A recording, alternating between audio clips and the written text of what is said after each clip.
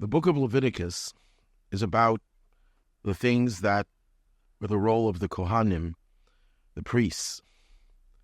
In fact, the Hebrew name of the book, Vayikra, is one of the names mostly used, but there's another name called Torah Kohanim, the laws of the priests.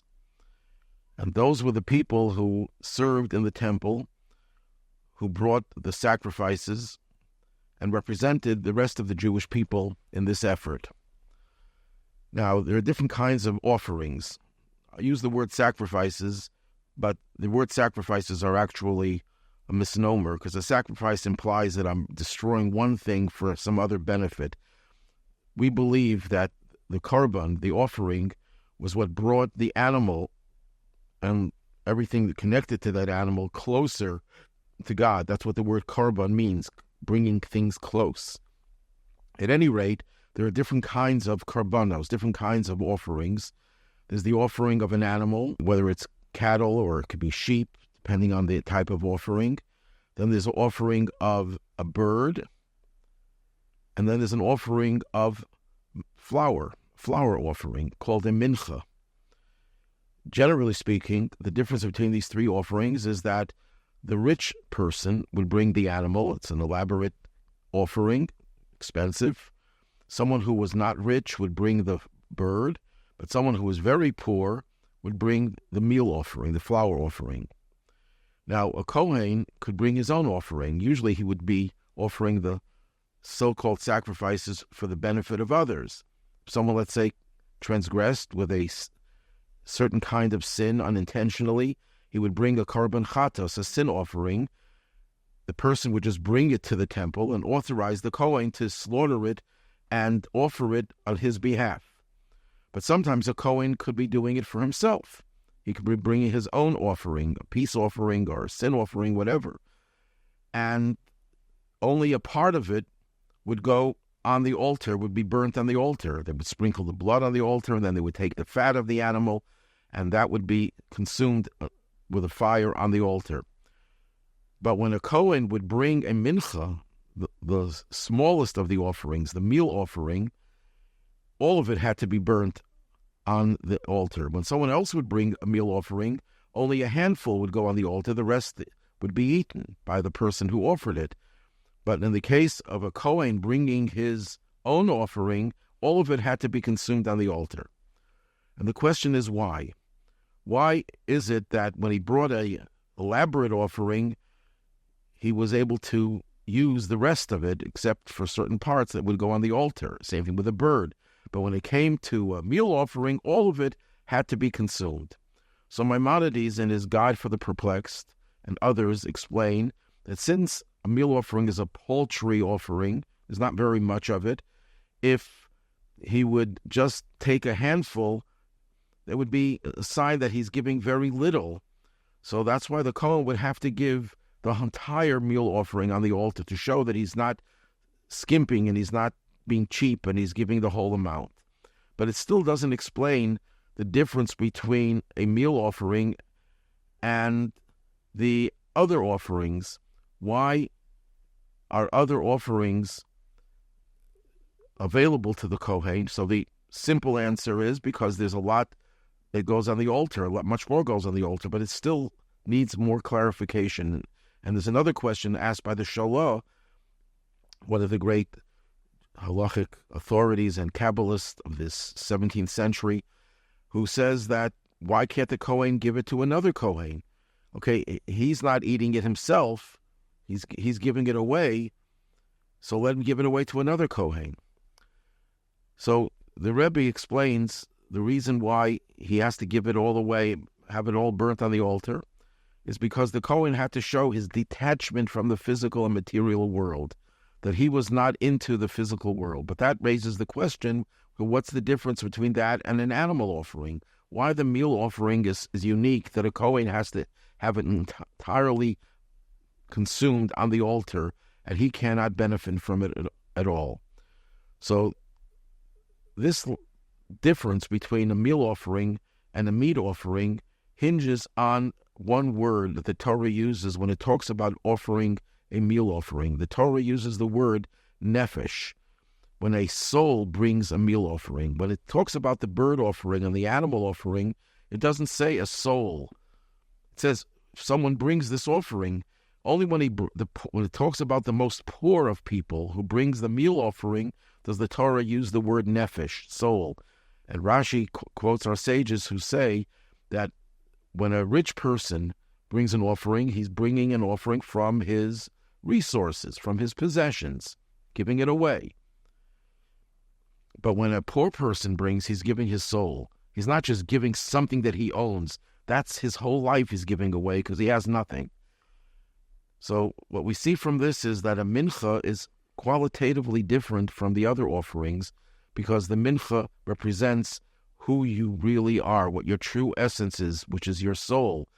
And your soul is giving away its very identity to the offering on the altar. Now, in the book of Zechariah, the biblical book of Zechariah, Moshiach is referred to as an ani, as a poor person, riding on a donkey. The reason why he's referred to as a poor person, one reason is that it's a sign of his humility. Doesn't necessarily mean that he'll be financially poor. It means that he will be humble. Another explanation given is that he represents the impoverishment of the Jewish people, that Mashiach comes when people are so impoverished spiritually, he has to get them out of their poverty. But there's a third way of explaining why Mashiach is referred to as a poor person, based on what we just said before, that a poor person gives his whole soul. Everyone wants Mashiach. Everyone wants redemption. Everyone wants a better world. Everyone wants the end of war, the end of famine, the end of divisiveness, the end of all sorts of rivalry and nonsense that goes on in the world. As the Rambam, whose teachings we just concluded learning for the 44th time, concludes his entire magnum opus, the Mishnah Torah, with the phrase that in that time there will be no longer any famine, any war, any rivalry. The world will be saturated with the knowledge of God. So everyone wants a world, a better world. But that's a compartment of our personality. We have other interests as well. And we put Mashiach as one of our interests, maybe one of our most important interests. Mashiach, on the other hand, that's his whole essence. There's nothing more that he wants and nothing less. In fact, it's the only thing he wants, which encompasses everything else, of course. He wants to bring redemption to the world. He wants to bring God's glory back into the world. He wants a world in which God's presence is fully revealed and God's purpose for creation to make this world a dwelling place for God will be fully realized and fulfilled. That's Mashiach's only passion. That's where he gives his whole soul. The Talmud tells the story.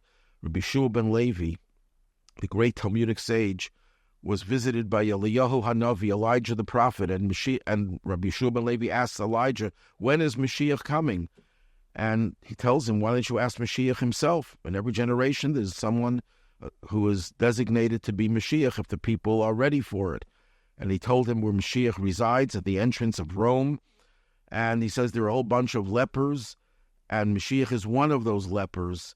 And and you'll only know he's Mashiach by virtue of the way he bandages himself.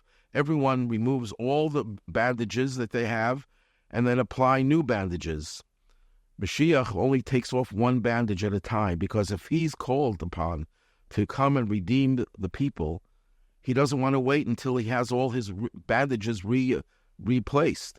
So he takes off one bandage and replaces it, another bandage and replaces it. So that if he gets the call that it's time for him to take the people out of exile, that would not have to be, he wouldn't have to tarry, he wouldn't have to wait.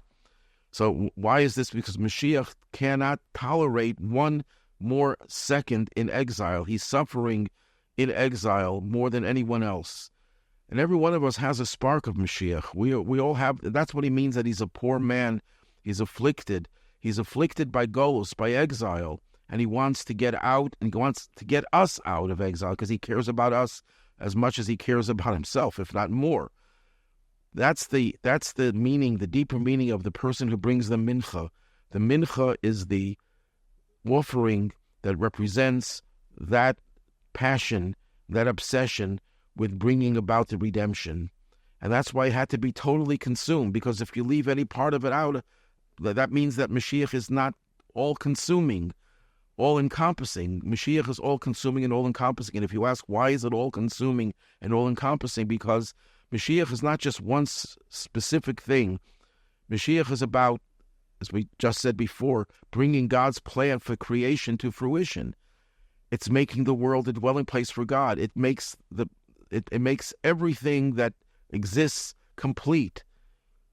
And everything in the world without Mashiach is, by definition, deficient.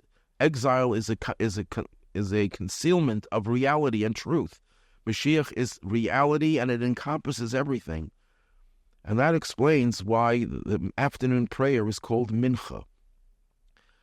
Mincha is an offering, but why is the afternoon prayer called Mincha? You have three prayers. You have Shachris, the morning prayer. You have Mincha, the afternoon prayer, and Arvis, or Ma'ariv, the evening prayer. But only the second one is called Mincha, although they bring a Mincha in the morning as well. Well, one explanation can be given is that Mincha, the afternoon prayer, was composed by or instituted by Yitzhak, Isaac. The three patriarchs instituted the three prayers. Abraham instituted Shachris, the morning prayer. Jacob instituted the evening prayer. Yitzhak instituted the Mincha prayer, the afternoon prayer. But what is Yitzchak's uniqueness? He was a sacrifice. He was placed on the altar, and in his place a ram was burnt, and it's considered as if Isaac himself gave his whole life. And that's why it says when Mashiach comes, we will identify, of all the three patriarchs, we will identify Yitzhak. Isaac is our father, because he was about being totally consumed to make God's plan for this world a reality. And that's why the Mincha had to be totally consumed. The Mincha that a Kohen would bring, that Mincha represented his passion for Mashiach. It had to be total. No room for anything, even to give to his fellow Kohen. That would not be adequate, because it means that he's not totally consumed with this passion.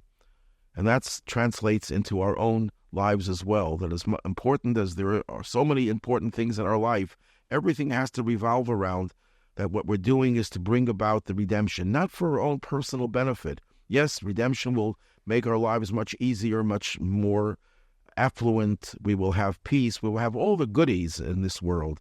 And Maimonides, in his conclusion of the Mishnah Torah, says that all the delights will be as abundant as the dust of the earth. This is to entice even a very hedonistic individual. He should also want Mashiach, but that's not the real reason for Mashiach. That's not the ultimate goal of Mashiach is to